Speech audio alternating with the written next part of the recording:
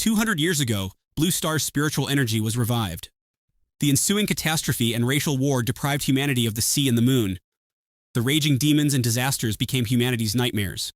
A strong explosion can be seen in a community in Jincheng as people run for their lives upon seeing a giant lava demon rampaging and destroying everything in its path. The police arrive and immediately take action. The police team leader of the trainee squad, Wei, shouts for everyone to seal the scene, rescue civilians, and cooperate with the Magic Defense Department to suppress the demon. Wei then calls our protagonist, Ren Jie, to remind him that they are on a mission and tells him to put in more effort. Ren Jie yawns tiredly, but replies to Wei that he knows. He then gets down from the police truck. One of the police officers asks Ren Jie what he did last night and if he went to the internet cafe to work the night shift again, but Ren Jie just shouts at him to shut up.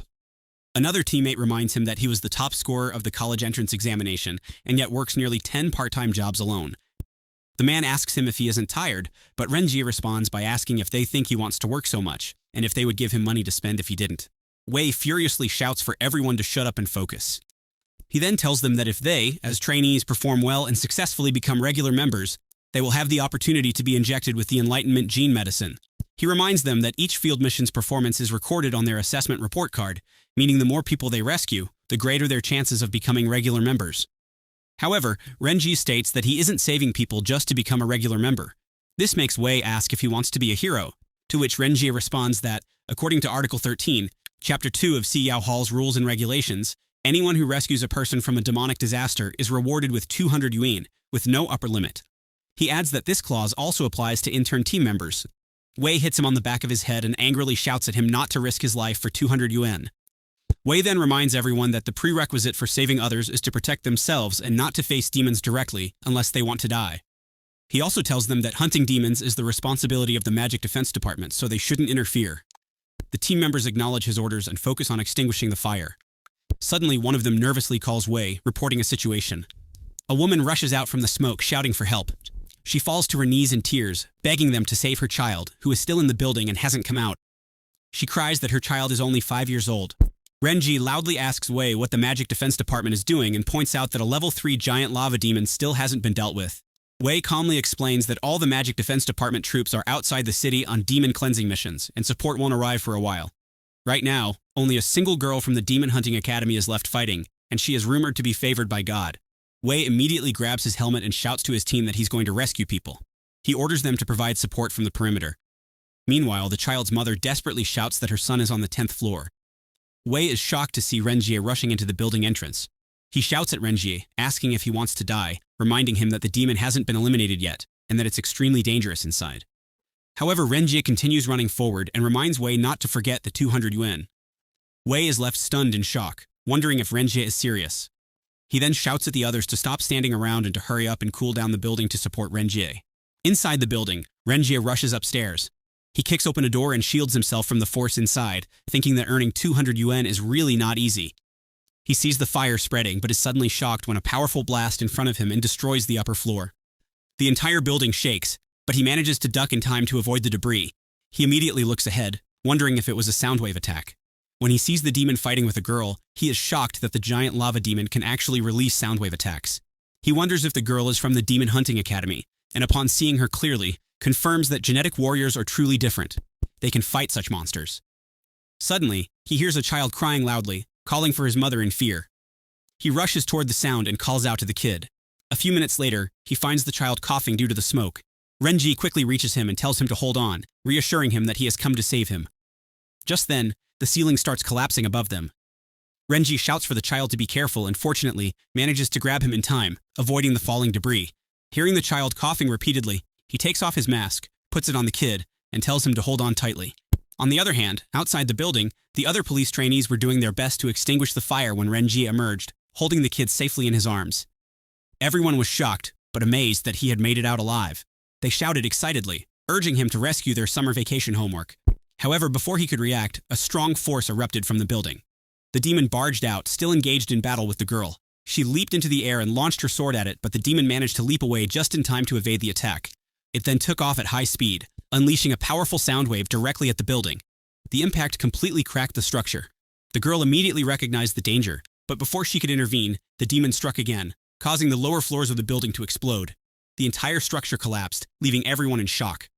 Their attention quickly turned to Ren Jie, who was standing near the entrance. He looked back and in that moment realized his fate. He was going to die. Calling out to Wei, he threw the child toward them, urging them to take the kid to safety.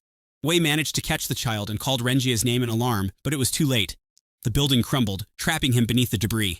Afterward, everyone gathered around, calling out his name in tears. Unfortunately, he had not survived. A steel bar had pierced his chest, yet in his final moments, he found himself thinking that perhaps he had truly become a ghost. He wondered if he could still earn 200 won with his life, though he lamented that he wouldn't be able to spend it. The girl appeared before him, apologizing because he was about to die. He briefly wondered if she was an angel, but Jiang Julie only looked at him with pity and repeated her apology. As his vision blurred, he accidentally caught a glimpse of her underwear and questioned why anyone would wear piggy-themed underwear beneath a pleated skirt. A fundamental trust among people, he thought, had just been shattered. He muttered that the pink pig design was quite cute, which startled her. Furious, she called him a pervert, but her anger quickly turned to concern when she noticed he was slipping away. Panicked, she shouted at him to wake up, but he could no longer keep his eyes open. Ren Jie wondered if this was what death felt like. A sense of relief washed over him at the thought of finally getting some rest. It felt oddly comfortable, yet his mind drifted to his Aunt Anning. What would she do?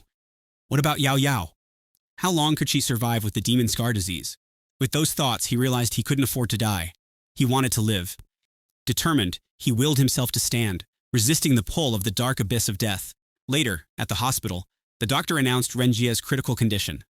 His left arm required amputation. His lower spine had suffered a comminuted fracture.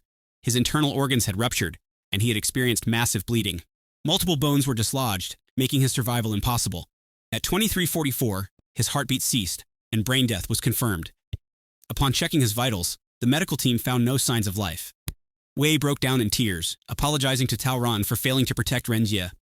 With heavy hearts, they decided to cremate his body, unaware that his consciousness was still intact. Trapped in silence, he screamed internally, insisting that he could still be saved. However, his voice could only be heard within his pendant. His lifeless body was transported to the cremation chamber. He continued to call for help, but his voice remained unheard. Helpless, he watched as they placed him into the cremation machine. A wave of disbelief washed over him as flames engulfed his body. Were they really burning him? Had they truly given up on saving him? As his tears fell, they formed a rippling surface of water beneath him.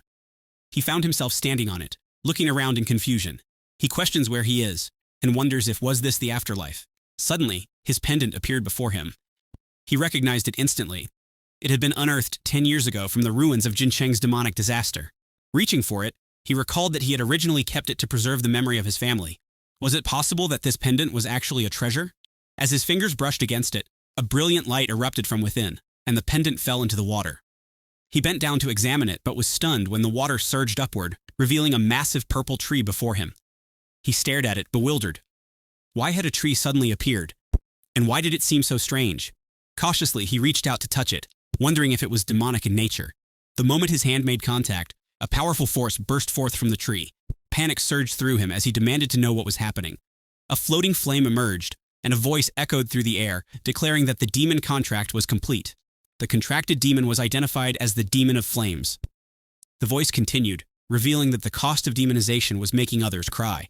Shocked, he questioned the meaning of such a price, but the voice offered no further explanation. Instead, it stated that the price had already been paid. The process began, and the demonization contract was initiated. Meanwhile, outside, Wei put out his cigarette and asked solemnly if Ren Jie's body had been completely cremated. However, one of the men hesitated, noting that something was wrong. The body wasn't burning as expected. Confused, Wei turned back, demanding clarification. Before he could process the situation, the flames inside the machine intensified.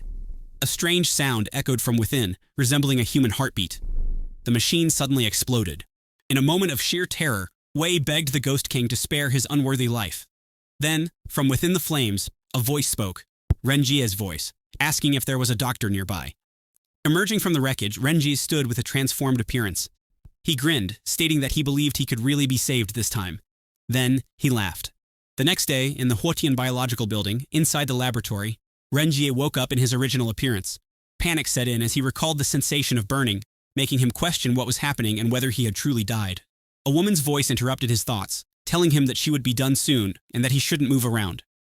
Confused, he asked who she was, but his words caught in his throat when he noticed her large chest in front of him and the sound of machines working on one of his arms.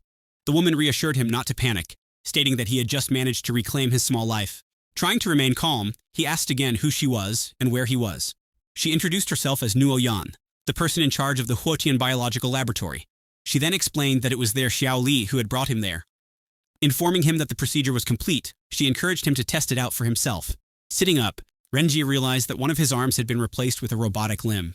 Yan proceeded to explain that it was the latest all-purpose robotic arm. She added that the previous owner of that model had used it while conducting an explosion experiment with 10 pounds of TNT. Though the owner had been reduced to ashes, the arm had remained completely intact. Amazed, Ren Jie asked who Xiao Li was and why they were willing to help him. Yan revealed that Xiao Li was none other than Zhang Juli, the third young miss of the Huotian Biological Group. Realizing that he had no knowledge of this, she curiously asked about their relationship. At that moment, he recalled that Zhang Juli was the girl favored by the gods. Yan then told him that he was extremely lucky. Not only had he survived, but he had also successfully unlocked his gene lock and awakened to flame ability. Surprised, he asked how it was possible since he had missed the period for gene awakening long ago. Yan clarified that he was already in the awakened stage, but to maintain his body through practice, he needed to understand the fundamental principles of a genetic warrior. Still confused, he asked her what those principles were. She explained that 200 years ago, 12 spiritual springs had appeared on Earth, causing the planet's environment to change. Animals and plants absorbed the spiritual energy and evolved into spirits, gradually dominating the world and attempting to wipe out humanity. In response, human scientists had successfully unlocked the genetic lock and developed a magical gene-opening drug. By injecting it into ordinary people, human genes awakened, allowing them to absorb spiritual energy and fight against demonic spirits. However, when humans gained power by unlocking their genetic locks, they also had to pay a price. Ren Jie, now more curious, asked what kind of price she meant. In response, she brought up the example of demon scar disease. Recognizing the term, he told her that his little sister suffered from it. Yan elaborated that if someone under a demonic contract failed to pay the required price, magical marks would appear on their body. As the disease progressed, it caused unbearable pain, akin to having flesh and bones torn apart. This revelation made Ren Jie think, was it possible that Yao Yao's illness was the result of being a demonic contractor? Seeking answers, he asked how demon scar disease could be cured. Yan regretfully informed him that, at the current medical level in Daxia, no cure existed. However, she mentioned that there might be a way to bring it under permanent control within the Dongtian demonic realm. Shocked, he pressed her for confirmation, and she explained that the realm was filled with dense demonic energy, which nourished demonic contractors. If a cure existed, it might be found there. Realizing that there was a chance to save Yao Yao, Ren Jie felt a renewed sense of hope. Yan told him that she had already taught him how to operate his new arm, so he should go home and study it himself. She warned him that if he broke it, he would have to return to her for repairs. Bidding her farewell, he assured her that he wouldn't trouble her again. A moment later, in the street, he was walking and staring at his robotic arm, thinking that it was amazing and that if he didn't study it carefully, he wouldn't be able to tell that it was a fake hand. He figured that when he woke up, he had a bizarre robotic arm and had disappeared for a few days, which meant his Aunt Anning and Yao Yao must be worried, so he knew that he'd better go home first. He then moved his shoulder, feeling it hurt a little because the anesthetic had worn off. Minutes later, he arrived at their shop and saw people gathered around, chatting, making him wonder what was going on and why there was a group of people gathered around the door. He got closer and heard a fat man asking if they chose customers when they were doing business. The fat man told his aunt and little sister that he would give them 300 yuan to wash a pair of underwear and asked them if it was too little. Anning apologized to the man but firmly said that there was no such service, making the fat man laugh and shout that with their kind of service attitude in doing business, it was no wonder they couldn't even afford the rent. The blonde man then teasingly told them that if the business wasn't good, they should move out as soon as possible because their brother Wang, while pointing at the fat man, wanted their place. Yao Yao grabbed a broom in anger and shouted at them to get out of there, but Wang just grabbed the broom while saying that Chick Yao Yao was quite energetic and that it was boring to beat someone with such a thin stick. Wang then grabbed Yao Yao out of her wheelchair, while teasingly telling her that he had a bigger one there and that he didn't mind letting her use it, making Yao Yao shout at Wang that he was shameless and to let go of her. One of Wang's minions was about to ask who they thought they were when someone punched his face and slammed the bald man into the ground. The other Wang minions looked back in anger and saw Ren Jie with his robotic arm, angrily shouting at them to get lost. Still, the chicken-haired man launched his fist at him and shouted that he was looking to die, yet he was easily punched in the face and pushed aside. Wang shouted, asking who that kid was, but he just told Wang that he had heard everything he had just said. Wang aimed a knife at him and shouted that whoever he was, he shouldn't mess with his good work and warned him that he would stab him to death. Ren Jie just grabbed Wang by the chin, breaking a few of Wang's teeth, and shouted at them to get lost. Wang let go of his knife in pain, and Ren Jie snatched his little sister Yao Yao away from Wang while still lifting Wang with just one hand. Wang struggled to breathe, which Yao Yao noticed, and she worriedly stopped him. He noticed that if he continued, he would strangle Wang to death, so he let go of Wang, who slammed into the ground hopelessly. He then shouted at them to get out of there and warned them that they wouldn't be so lucky next time. The blonde man rushed to help Wang and told him that they should run, but Wang still called him a stinky boy and ran away while shouting at him that if he had the guts, he should just wait. When the bullies were gone, he looked at his human arm, wondering if the white mist was the power of emotions. He then entered their shop, and his aunt excitedly told him it was great to have him back. Yao Yao asked him what was wrong with him and why he seemed so weird, but he simply replied that he was fine. Anning then noticed his hand and asked him what had happened, but he just smiled and told him that from now on, no one would dare to bully them again. Yao Yao then excitedly told him that the punch he had just given was so powerful. He agreed and told him that he was so hungry. Anning rushed to the kitchen and told him to have a good rest while she cooked. Later at night, he was in his apartment resting in his bed, thinking that in such a short period, so many things had happened and his body had also changed. But then he felt a strong pain inside his body and felt his heart burning, making him scream that it hurt.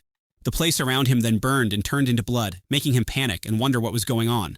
He then fell into darkness, making him feel extremely uncomfortable. He then saw the demonic tree with the floating flame, recognized it, and wondered why it was there. But then he felt that he had no control over his whole body and that something was being sucked out of him. The three then began sucking something from him, which caused so much pain and made him scream. The three then poured a dark power into his body. He felt unbearable pain without knowing that he was in the third stage of awakening. He then remembered that since the Dangtian demon realm had eroded the 5 spiritual springs into demonic springs, demonic energy only existed in the demon realm. If a demon contractor wanted to cultivate and advance to the next level, they had to rely on demonic energy. However, he hadn't expected that in a world filled with spiritual energy, demon spirits could actually transform spiritual energy into demonic energy. He knew that the prerequisite for this transformation was consuming a large amount of emotional power. He also recalled that Yan once said that the negative emotions of human beings were called the demon's original sin, and that this was where the power of emotions came from. Once the emotional power available to the demon spirit was depleted, the demon contractor would be affected by the demon's original sin, and the price would have to be paid in time. Therefore, they had to obtain fresh emotional power. Otherwise, their willpower would be devoured by the demon spirit, and they would become a real demon. The next day, in the street, he was walking while holding his phone and texted Yan, asking what would happen if a demon spirit demanded a price from a demon contractor, using the excuse that a friend had asked. Yan replied that it varied from person to person and provided examples. The demonic spirit could control people to watch a few R-rated movies for 3 days in a row, exhibit strange behaviors like pulling out their own fingernails, and other actions that seemed to be related to their personal growth experiences.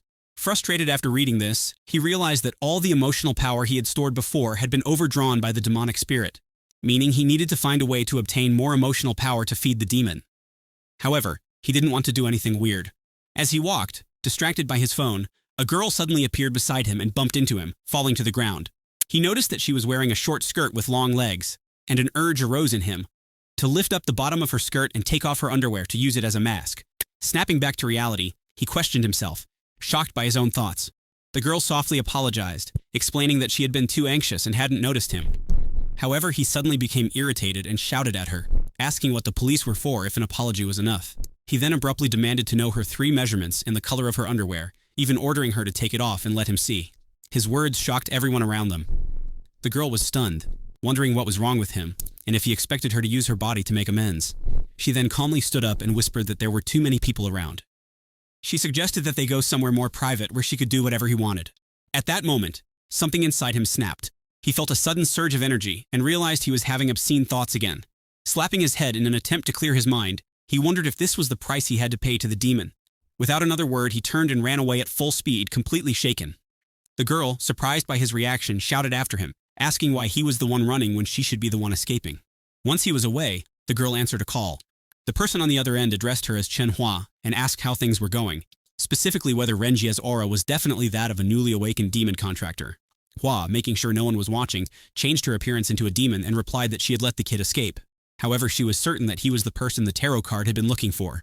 The person instructed her to find an opportunity to test Ren Jie's ability, but warned her not to let him get away again. Otherwise, they wouldn't get any useful results. Hua reassured them not to worry, confidently stating that Ren Jie couldn't escape from her grasp. Later that night, Ren Jie was walking through the streets near the clubs, counting his money. Frustration filled him as he realized he had only made a few hundred yuan from his part-time job, blaming his damn noisy emotional powers for his lack of focus. Just then, a woman ran into him and hugged him. Startled, he shouted at her to let go and demanded to know why she had thrown herself into his arms. The woman, however, acted as if she recognized him and complained about his poor service, stating that his BB driving service was getting worse and worse. Confused, he explained that she must have mistaken him for someone else because he was not a driver. She dismissed his words, claiming he was talking nonsense and asking if he was afraid she wouldn't pay him.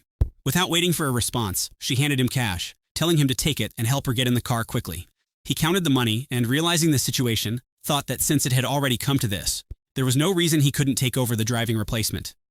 He then helped the woman into the car and assured her that he, the BB driver, would serve her wholeheartedly. A moment later, as he drove, he casually commented that the place she lived was quite remote, making it inconvenient for her to go to a bar and drink normally. She ignored his comment, instead mentioning that she felt extremely hot and asked him what he thought they should do, claiming she was about to explode from the heat.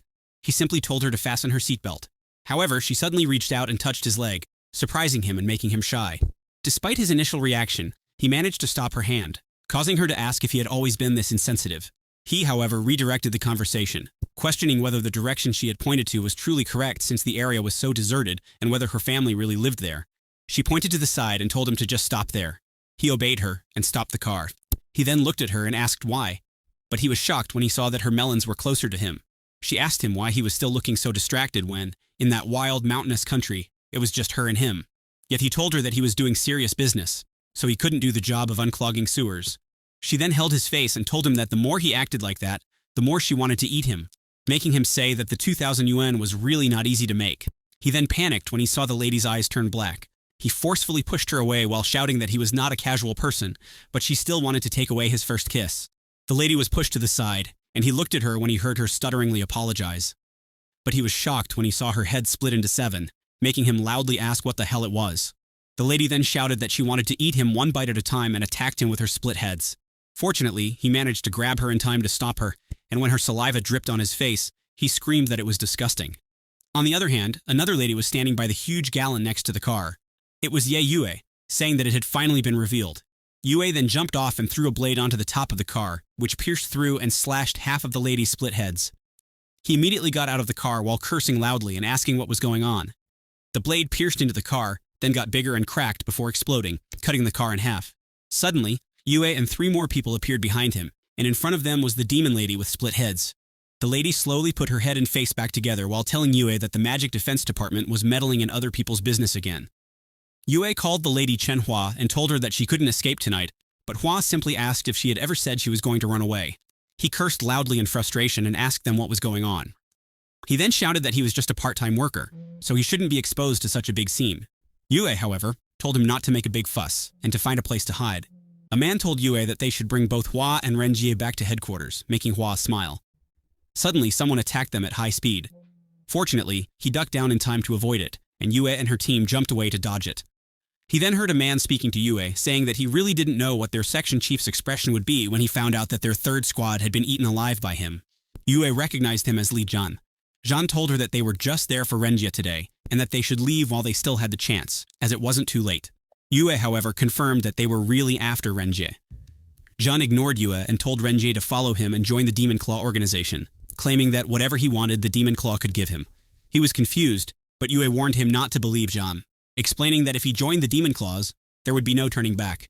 Ren Jie stood up and casually said he would like to ask something first. Zhan told him that he was making the right choice because in that world, apart from the Demon Claw, there was no place for demonic contractors. He added that the Magic Defense Department would only drive them away like rats crossing the street. However, Yue explained that although the world had many prejudices against those with demonic contracts, the Magic Defense Department would never take action against him because of his identity, as long as he could use his power correctly. Zhan shouted at Yue to stop talking nonsense, arguing that giving Ren Jie empty hope was useless because it wouldn't change reality. Yet Ren Jie simply asked if the Demon Claw organization had an internship period, if working overtime included overtime pay, and if they provided the 5 insurances in one fund. Zhan was both shocked and confused, while everyone, including Yue, was left speechless. Hua furiously asked him if he was trying to be funny, and if he thought they were some kind of proper organization. He replied that if it wasn't a proper company, he wouldn't go, making Hua even angrier. She then told Zhan to stop wasting time and bring Ren Jie back first. Zhan transformed both of his hands into huge, sharp blades and declared that he would deal with the little bastards from the Magic Defense Department first. He then jumped toward them at high speed and launched his blade forward. However, Yue managed to block it with her sword and told her team to leave Zhan to her while they dealt with Hua. They all agreed and then rushed toward Hua, shouting for her to surrender without a fight since it was 3 against 1. Hua, however, calmly asked them what they meant by 3 against 1 and told them to watch closely. She then formed hearts and placed them on the ground. Sharp objects emerged from the hearts, and monsters with blades on their backs were born from them. She then ordered them to peel off their skins because she was going to make a human skin mount. Meanwhile, Yue and Jean were fighting in sync on the side, blocking and countering each other perfectly. Jean taunted Yue, asking if that was all she had and teasing her that there was no thrill at all. Angrily, she responded that he was celebrating too soon. She then turned her blood sword into liquid blood and threw it at Jean as a blood explosion. However, Jean blocked it with his arm blade just in time and managed to stop himself from being pushed too far back. He then teasingly shouted that it wasn't enough and changed his blade arms into sharp claws. On the other hand, Ren Jie was running away, thinking that if he had known things would turn out like this, he wouldn't have taken that life-or-death substitute driving job. He knew that Anning and Yao Yao were still waiting for him at home, so he hurriedly took the opportunity to slip away. However, he stopped in his tracks when Hua appeared in front of him with her split head again. She then launched her split face skin at him, making him scream in fear. He then shouted to Hua that he really had no interest in her while his chest burned with fire, but Hua shouted back that she couldn't wait any longer and would swallow him alive in one bite. Yue called out to one of her team members, Yejun, to quickly protect Ren Jie, but Yejun replied that they were stuck. Yue then forcefully pushed Jean's blade away and rushed toward Ren Jie, shouting at Hua not to even think about getting in her way. Hua was wrapping its face around him, but Yue was still in the distance.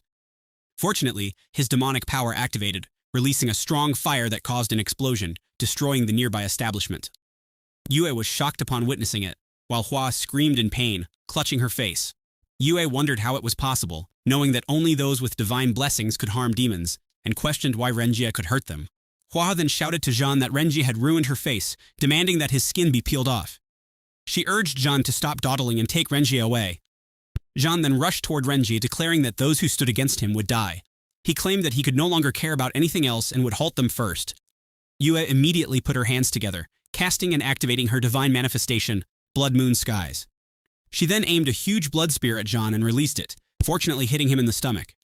However, Jean simply grabbed the blood spear and pulled it out, laughing as he praised Yue's power. He acknowledged that her attacks were strong, as expected of a divine vessel, but insisted that he was much stronger. Jean then activated his demonization, Thousand Blade Demon. Yue jumped back to create distance and ordered Yejun and the others to protect Ren Jie while she held them off. Jean then launched his claw using his Ghost Blade skill and told Yue to face her death. She countered by launching her blood spear, but it shattered into pieces, sending her flying backward. Jean taunted her, calling her pitiful and saying that another divine vessel was going down. He teasingly asked if she was scared, but Yue only urged her team to hold on, reassuring them that reinforcements were on the way. Suddenly, Jean pierced his sharp claw into her stomach and mockingly asked what reinforcements she was talking about, saying they would never arrive in time. Jean then pulled his hand out of her stomach, letting her fall to the ground, bleeding. Yue's team panicked upon seeing her down and worriedly asked if she was okay. They began asking each other what they should do next, where the reinforcements were, and what was happening to Ren Jie.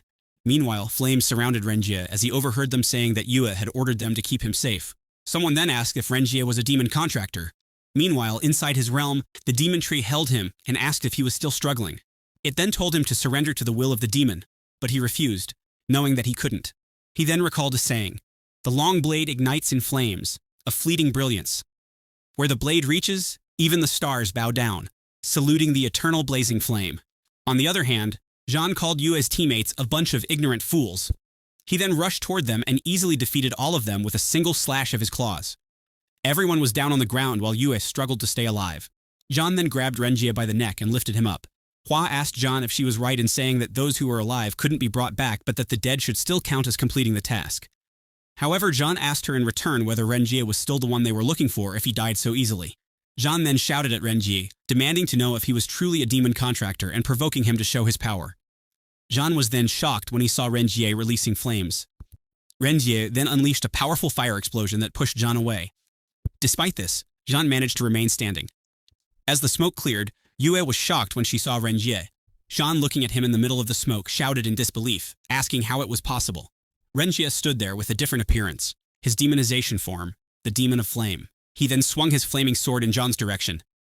Jean managed to dodge the flame slash just in time, yet he could still feel the intense heat radiating from it. Calling them insignificant insects, he demanded to know how they dared to be so presumptuous in front of him. Now down on the ground, Jean wondered how this was possible and realized that the overwhelming demonic energy emanating from Ren Jie was something they were familiar with. Yue, who was being helped by her team, couldn't believe that Ren Jie's power was strong enough to push Jean back with a single move. Ren Jie then gathered his flame power in his hand, drawing in both Jean and Hua in the process, causing them to panic. However, Jean suddenly realized that this power might belong to the Demon King, and Hua confirmed that Ren Jie was the very person the tarot card had been searching for. Yue, hearing this, wondered if the tarot card was truly looking for Ren Jie. Ren Jie then declared that enraging him meant only death awaited them. Clenching his fist, his flames hardened, forming sharp tendrils that pierced into Jean and Hua's bodies, making them scream in agony.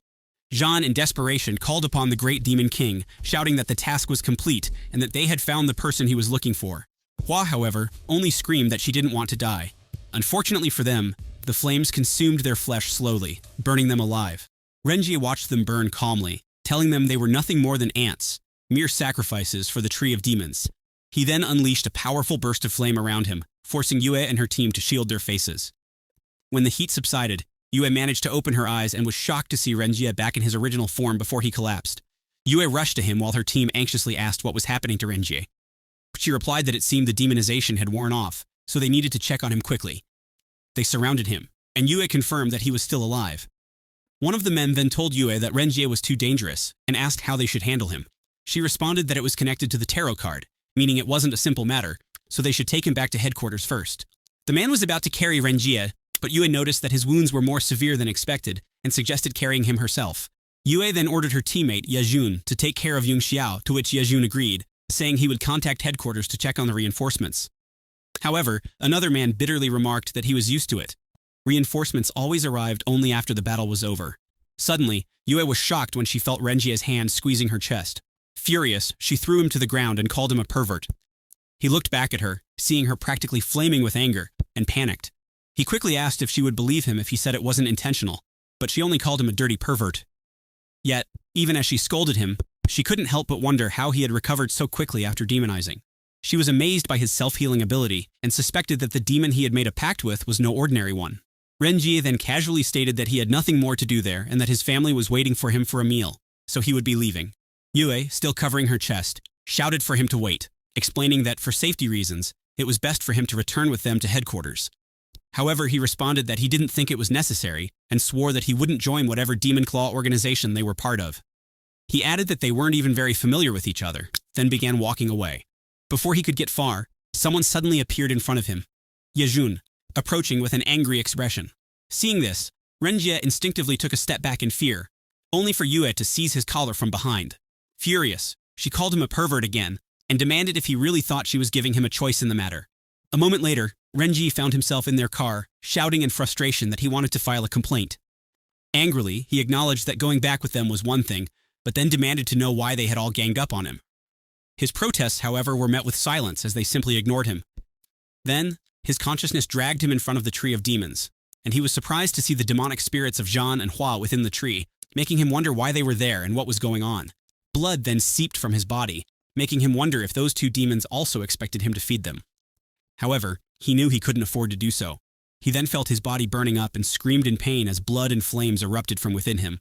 A moment later, he snapped back to reality and accidentally farted inside the car, making Yejun ask if he had just farted. Sweating, he awkwardly replied that he needed to use the restroom and couldn't hold it anymore. They led him into a nearby public restroom while Yejun and the other man waited outside. Noticing that he was making a lot of noise, the man warned that if he didn't come out soon, they would rush in. Ren Jie hastily replied that he was coming out now. Someone then exited the restroom, but it was an old man. The old man coughed as he walked past them while the man shouted at Ren Jie that once they got to headquarters, he could use the restroom as much as he wanted. When he still didn't come out, Yejun asked why he was taking so long. The old man walked forward and disappeared behind one of the houses without them noticing. Ren Jie then removed his old man disguise while the men outside joked about whether he had fallen into the toilet. Feeling proud of his ability to adapt, he peeked at them teasingly and asked if they were really trying to catch him, warning them not to even try. He then escaped as quietly as possible, leaving the two men still thinking he was in the restroom, threatening to break in if he didn't come out soon. The next day at the Magic Defense Department, the chief was shocked upon hearing their report, and angrily asked how they had let Ren Jie escape despite being in a group. The Magic Defense Department chief, Ren Jie, admitted that she never expected Ren Jie to be the one the tarot cards were looking for. Yue then told Ren Jie that regarding the incident, she would take full responsibility. Ren Jie asked how she planned to do so and ordered her to give the command to capture Ren Jie immediately. However, Yue pleaded for 1 day to provide an explanation. Ren Jie agreed but warned that she only had 1 day, then ordered all information on Ren Jie to be classified as top secret. Yue acknowledged and confirmed her understanding. Ren Jie then shouted at them not to stand around and reminded them they only had 1 day. They quickly responded, "Yes," and rushed to move. Once outside the chief's office, Yejun asked Yue where they could find Ren Jie, but she only smiled in response. Later that night, Ren Jie finally arrived home and stretched his body, thinking about taking a hot bath since he was exhausted. However, he suddenly heard a man inside their shop shouting that anyone who dared to offend the Shanhei group was in danger. He panicked, realizing that more trouble had arrived, and rushed toward the shop. As he got closer, he saw men running out, yelling that the woman inside was too fierce. One of them frantically asked where his tooth was, saying that she had kicked it out. Then, he saw Yao Yao standing there with a broom, shouting at the men, daring them to cause trouble again. This left him confused. Yao Yao then noticed him and asked why he had only just arrived home. Instead of answering, he asked if she was the one who had driven them away. Yao Yao replied, "No," and explained that it was her girlfriend who had been waiting for a long time, making him even more confused. He asked her what she meant by her girlfriend. Then, he heard a familiar voice saying that he was finally back. It was Yue, waving at him. He asked how she had found the place, and she replied that she had been there for a while. But since those men were looking for trouble, she had taken care of them. He then dragged her away, telling her that she was really persistent, and that if she had something to say, she shouldn't say it there. Anning then turned to Yao Yao and commented that Ren Jie was really something. He was already grown up, yet he was still shy about having a girlfriend. However, Yao Yao dismissed the idea, saying there was no way her brother was shy, and instead wondered if he was just avoiding taking responsibility. A moment later, they stood on a high ledge when he told Yue that if she had a problem, she should bring it to him, but she shouldn't involve his family. She responded that he was misunderstanding something and told him to look at how beautiful the night scenery was. He then asked if she had come all this way just to admire the night view so late at night. She explained that after the Great Cataclysm, human civilization was nearly destroyed, and the Gene Warriors emerged. They fought against the monster race, the spirit race, and the Bloodway demons while rebuilding the 33 main cities of the Great Tower. She then asked if he didn't want to do something for himself and his loved ones.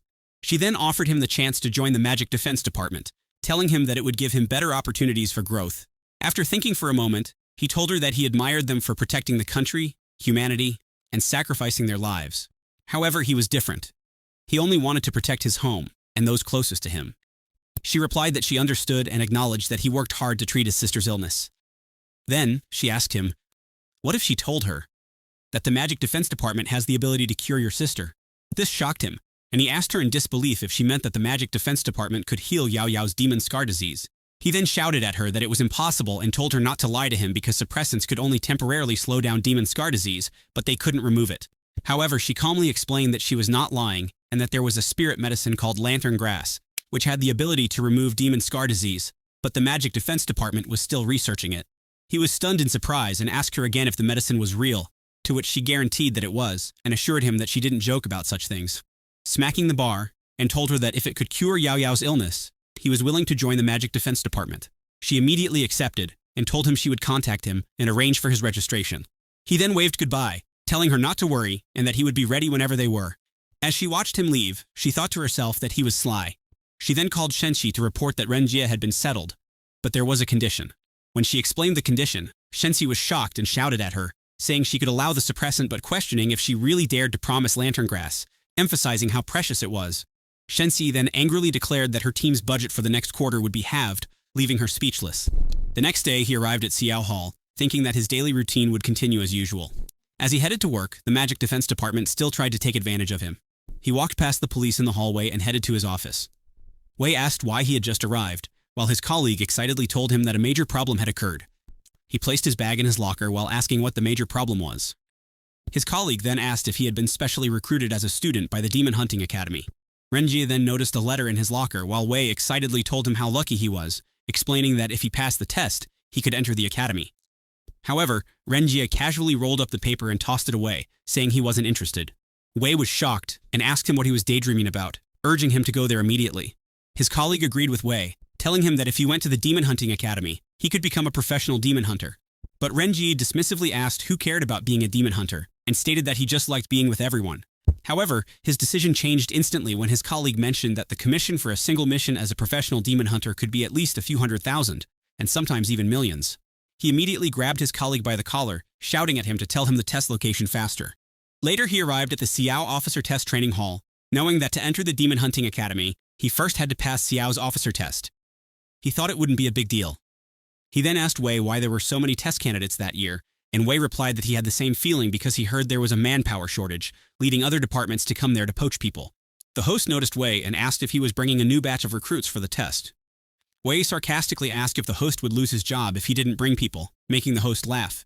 The host then jokingly told Wei that with his age he should just retire, as he was only an old martial artist, not a gene warrior, and questioned the point of him charging into the front lines. Wei ignored him and told Ren Jie and another man to give him some face, which they both agreed to. Just then, Ren Jie noticed Julie in the crowd and wondered why she was there. Julie also recognized him and stared at him. The lady she was speaking with asked if she knew Ren Jie, but Julie simply replied, no. A moment later, the host asked the candidates what the motto of the Xiao officers was, and they all responded in unison, Xiao ignites us, to guard the city ablaze with lights. The host praised them, and then announced that the test would include a bonus of 30,000 yuan for the highest total score. Their first test was barehanded rope climbing. The man next to Ren Jie proudly declared that this was his specialty, but Ren Jie remained quiet, staring at the huge wall in front of him. The host then instructed everyone to get ready and shouted for the test to begin. The men next to him immediately rushed to the ropes and started climbing, leaving him behind. Ren Jie then grabbed the rope and jumped, instantly getting on the top. He apologized to his competitors, telling them that he would be going first. His competitors noticed his robotic arm and immediately shouted at an officer, claiming he was cheating. The lady next to Julie was shocked that no one was monitoring Ren Jie's actions and commented that he had installed a mechanical arm with such advanced functions. She then asked Julie if it was her brand, but Julie was speechless with frustration, realizing that he was really using it. The host was stunned, realizing that the rules never explicitly stated that mechanical arms were not allowed. He then announced that the test results would stand, making Wei laugh and comment that the dirty brat had finally given him some face. Ren Jie celebrated his victory while his competitors, unable to believe his arrogance even after cheating, warned him not to get too excited too soon since there were still more tests to come. They told him to wait and see. The host then announced the next test, the 3,000-meter weighted rescue run. He explained that they would have to carry a rescued individual while completing a 3,000-meter long-distance run, ensuring the person's safety throughout. Ren Jie glanced at the mannequin, thinking the task would be easy. His competitors quickly hoisted their mannequins onto their backs and rushed forward as the host signaled the start of the test. However, as soon as Ren Jie picked up his mannequin, it suddenly broke. He cursed loudly, questioning why the mannequin was so fragile. He then noticed his competitors had already gained a lead. Wei shouted at him, asking why he had used so much strength and telling him to quickly find another mannequin. However, the host explained to Wei that the test hall did not provide extra mannequins and that failing to complete the 3,000 meters within the given time frame would result in disqualification. A lady in the crowd laughed, saying that Ren Jie was doomed since he had broken his own mannequin. However, Julie suddenly noticed that Ren Jie was running towards them, which caught the lady's attention as well. Julie was stunned in shock and shouted, asking what he was trying to do.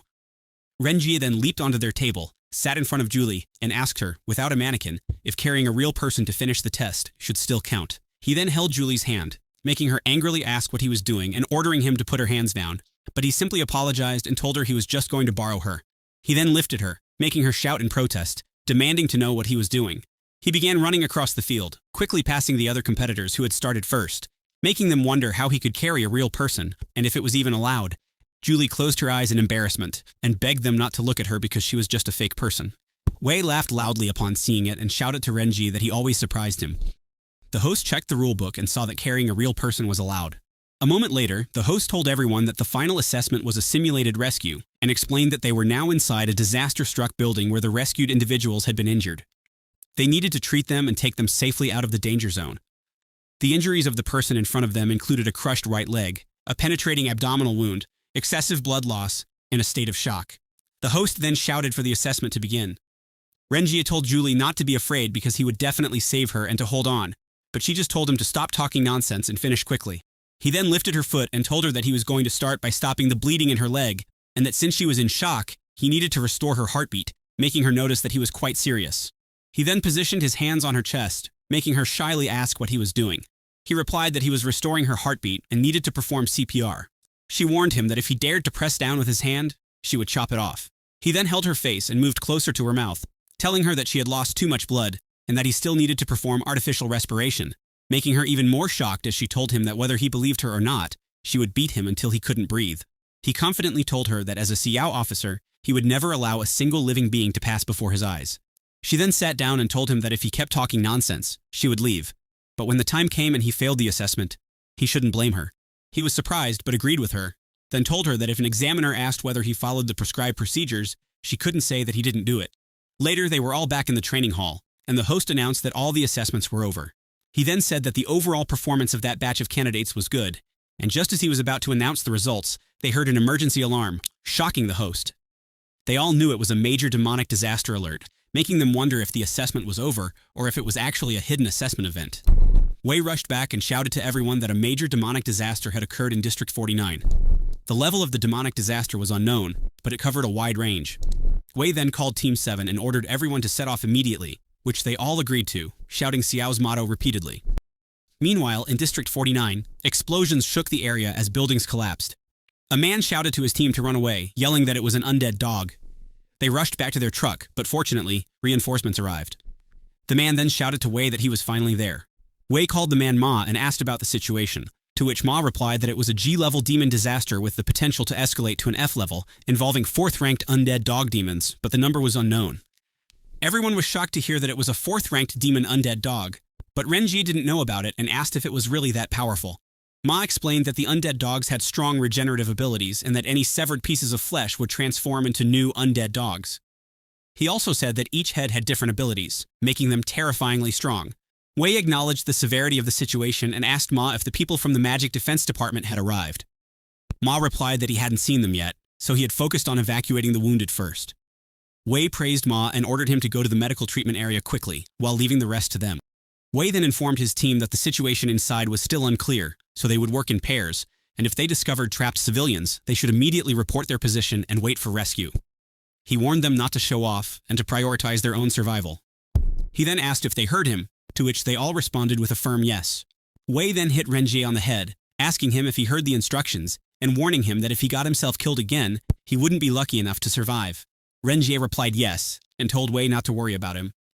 Suddenly, another explosion appeared in front of them, and from the smoke emerged a demonic figure. They immediately identified it as the undead dog, and it was coming their way. Wei immediately ordered them to retreat and hide. The undead dogs rushed to chase after them, and one managed to get dangerously close to Wei. It opened its mouth, ready to bite his head off. But at the last second, Ren Jie slashed its head off in time and killed it with his flame power. He then revealed his robotic arm and flaming body. His colleagues were relieved to see that it was him, and he then faced the undead dog king. Wei shouted at him to run away and told him that he didn't want to have to pull him out of the crematorium again. But Ren Jie just told Wei to leave that place to him and leave the others to rescue people. He then teasingly addressed the undead dog, saying that in front of him it was nothing but a trash, and ordered it to shake his hand like a dog. However, the undead dog simply opened its mouth to devour him and growled loudly, making him angry as he shouted back at it that it was rude. He then jumped to dodge the undead dog's attack, activating his flame demon ghost blade and slashing the undead dog's head in half with a single swing. He then aimed his sword down at the severed head. His colleagues couldn't believe what they were witnessing and asked if this was still the Ren Jie they knew and if he had really killed the undead. However, Wei shouted that they were wrong and warned him to be careful because the undead dog would revive. Ren Jie, however, just shouted for them to get out of there quickly. The undead dog's body then began to regenerate, forming 2 heads instead of 1. He was shocked to see it, as he hadn't expected that even cutting off their head wouldn't stop their regeneration. One of the heads lunged at him, but he managed to block it with his blade.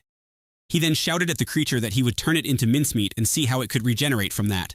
He unleashed John's power inside his body and activated the blazing 1,000 blades. He then slashed at the head near him and jumped, shouting that he would chop it into minced dog meat. Moving at incredible speed, he slashed the undead dog repeatedly, turning it into mincemeat that rained down onto the ground. Yue, watching from above, thought that he was quite capable and understood why the academy wanted to recruit him. She then speculated that Ren Jie had learned how to use the demonic power inside him. With that, she jumped down with her team and ordered them to assist. Ren Jie noticed Yue and 2 men descending from above and sarcastically asked why the Magic Defense Department was always so late. He then told her that she should talk to her chief about getting a raise. However, she simply asked him what he called himself and reminded him not to forget that he was also a member of the Magic Defense Department.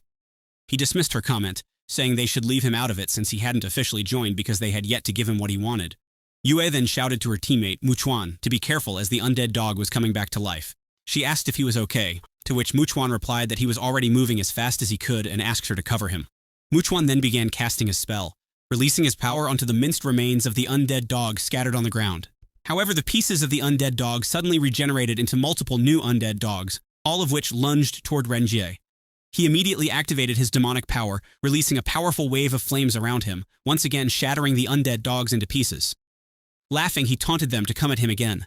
Yue, however, realized that they were dealing with infinitely regenerating creatures, and that they could only be completely destroyed through magical techniques. She quickly asked Muchuan about the situation. Muchuan replied that he was ready and opened his eyes, preparing to unleash his magic. He then released his power around them, and his curse of the witch god lifted every single undead dog into the air. Ren Jie looked up, wondering if it was a magical technique. He then watched as Muchuan caused the undead dogs to explode one by one in the air, until only scattered remains fell to the ground. This time, the undead dogs did not regenerate. Ren Jie was amazed by the sheer power of the technique. Unbeknownst to them, someone was watching from above. It was the Ghost King, releasing an ominous and powerful demonic aura. A man beside him commented that the effects of the demon disaster had turned out quite well, especially with the undead dog. The Ghost King, Luo Su, responded that it was all thanks to that brute acting as bait, and then asked if the list had been compiled. Yuanpei replied that they had gathered all the names, the demon contractors in Jincheng, the newly awakened genetic warriors, and even some individuals with special abilities. Su praised Pei for doing a great job and took the list from him. As he read through the names one by one, he paused, finding Ren Jie to be rather interesting. On the other hand, Ren Jie absorbed the grief, anguish, fear, and emotions of humanity around him, knowing that they would all serve as nourishment for the Tree of Demons. A moment later, when the fire had been extinguished and peace returned to the devastated area, reconstruction began, and doctors tended to the injured. Ren Jie walked to the side and saw Wei sitting, knowing that he had been a Xiao officer for many years, witnessing countless lives lost. Yet every time a demonic disaster ended, he still found it difficult to remain calm. Wei added that it was the job of a Xiao officer, and in the end, there were very few who died a good death.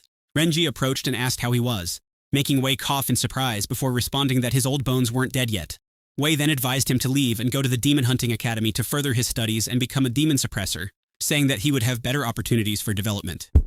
However, Ren Jie asked if it wouldn't be better to remain a Xiao officer and save people from disasters. Wei called him silly and told him that no matter how many people they saved, it would never be enough. He explained that being a Xiao officer couldn't prevent the occurrence of demonic disasters. However, if Ren Jie became a demon suppressor, hunting down demons and stopping demonic disasters at their source, it would be far more meaningful than simply being a Xiao officer. Ren Jie then told Wei that there was something he had always wanted to ask him. Wei asked if it was about the Jincheng Grade A demonic disaster 10 years ago, saying that it was a memory he didn't want to recall. However, he still went on to explain that 10 years ago, creatures from the Dengshin demon realm had poured into Daxia, destroying cities one after another. Wei suddenly stopped and asked why Ren Jie was bringing it up after all these years. Ren Jie replied that the demonic disaster had an important connection to his life, and that he had been trying to figure it out. Wei noticed his serious expression and asked what was going on, but Ren Jie simply said it was nothing and that he was just curious. He then waved goodbye to Wei, saying that he would be leaving first. Wei shouted after him, reminding him not to forget what he had said about going to the Demon Hunting Academy. Ren Jie responded that he would consider it. Then, he shouted back at Wei, reminding him to apply for his bonus later because he had rescued 341 people, which would earn him 68,200 yuan, and a medical subsidy of 100,000 yuan. Wei called him a brat. A moment later, as he was walking while the other reinforcements were inspecting the area, he received a call. When he answered, it was Yue, telling him to come to the Magic Defense Department the next morning because the chief wanted to see him. However, he refused, saying they hadn't given him what he wanted. Yue then told him that if he came in person, he would receive 3 Huaxing Demon Scar Suppressors, 100 pain pills, a portable in vitro ion dialysis machine, a green card from Jincheng Shenwu General Hospital, and free medical care. He immediately called Yue a princess and asked if he could be there at 8 in the morning. He also apologized for provoking her earlier, even offering to let her whip and punish him mercilessly tomorrow. She simply hung up, thinking Ren Jie was mental. The next morning, he arrived at the location Yue had given him. He walked into a corner, checked the address on his phone, and wondered if he was right to trust that Yue wouldn't mess with him on purpose. He noticed that the place didn't look like the headquarters of the Magic Defense Department. As he reached a secluded street, someone told him he was pretty punctual. He turned around and was so shocked that his nose started bleeding. Yue was standing there in nothing but her bra and underwear. She asked him what was wrong with him. He apologized but told her that it would be disrespectful of him to look away just because of how she was dressed. She walked past him, calling him weird and telling him to follow because the headquarters was just up ahead. He followed her and asked if she usually dressed like that and if she didn't feel cold. She responded by asking how it could possibly be cold in the summer and told him to stop talking nonsense and walk faster. He complied, but then asked why he couldn't see the headquarters if she had said it was right there. She explained that the Magic Defense Department's headquarters was underground, and all the surface branches were just clerical offices meant to fool people. However, he pointed out that what they were looking at was obviously a garbage dump. Yue simply touched the wall next to the garbage and pushed it, revealing an elevator. Ren Jie was stunned. She stepped forward and asked if he was coming in or just going to stand there. Still speechless, he followed her into the elevator. As he stepped in, he couldn't help but glance at her chest, and commented that while he now understood that the headquarters was underground, he wondered if her outfit was also meant to fool people. She was confused and asked what he meant. He then asked if there were no rules about dress codes in the department. She told him that there weren't any rigid rules, so they could wear whatever they wanted. He covered himself and muttered that a large company like this was impressive. Innovative at first glance. He admitted that working there might not be too bad, but hadn't expected Yue to be so open-minded. When the elevator doors opened, Yue walked forward, telling him that they had arrived. However, as he stepped out, he was even more shocked. Every single person in the headquarters was dressed in nothing but their underwear. Ren Jie was speechless. He started to think that the Magic Defense Department was a little too magical. He then recalled how, when he worked part-time as a male dancer at a KTV, he had actually worn more clothes than everyone here. Looking around, he couldn't help but wonder if this was just part of the company culture. Yue, who originally had clothes on, noticed him staring and asked what he was spacing out for. She then told him not to keep the department chief waiting, to which he replied that he got it. He then thought that he needed to quickly fit in and integrate into the group, so he told her to hold on. He then began to undress, making Yue panic and ask what he was doing. But he calmly reassured her not to worry because he was almost done. He then took off his pants, revealing his pink boxers, thinking that deeply understanding company culture meant fully embracing it. Yue was shocked as she watched him undress. He then proudly laughed and told her that he didn't seem so out of place anymore. The employees who were originally dressed normally wondered what was going on with his brain, where he came from, and why he was taking off his clothes. Everyone watching burst into laughter, calling him a streaker and a pervert, while others recorded videos. Yue approached him and asked what was wrong with him, but he simply replied that it was nothing, and told her that he had just felt out of place wearing clothes there, but now he felt much better and was ready to go. Yue slapped her forehead, not even knowing what to say, but ultimately decided to just move on. She then clicked the chief's office doorbell, and Shenxi told him to come in. They walked inside while Yue informed Shenxi that Ren Jie had arrived. Shenxi, who was sitting, stood up in shock upon seeing him. Ren Jie, in turn, was amazed to see Shenxi because he hadn't expected even the minister to dress like that. He then noticed that Shenxi had an incredible figure, wearing only a black bra and underwear, with a tattoo on the side of her belly. Shenxi asked Yue if they had searched Ren Jie, but Yue replied that they hadn't conducted a search on him, making Shenxi remark that young people these days were really open-minded. She then told Yue that she could leave because she needed to talk to Ren Jie alone, to which Yue responded with understanding and left. Shenxi then greeted him and approached while introducing herself as Minister Shenxi. She then asked if Yue had already briefed him, but he remained quiet, staring at Shenxi's chest. Shenxi noticed his gaze and asked him what he was looking at. He quickly replied that her tattoo looked nice, making Shenxi confused as she asked him what tattoo he was talking about. He snapped out of it upon hearing her question and stuttered, saying it was nothing. He was certain that he had seen a tattoo. It was clearly there.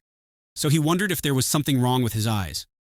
But then, he was suddenly shocked as he began to wonder if they had been wearing clothes the entire time.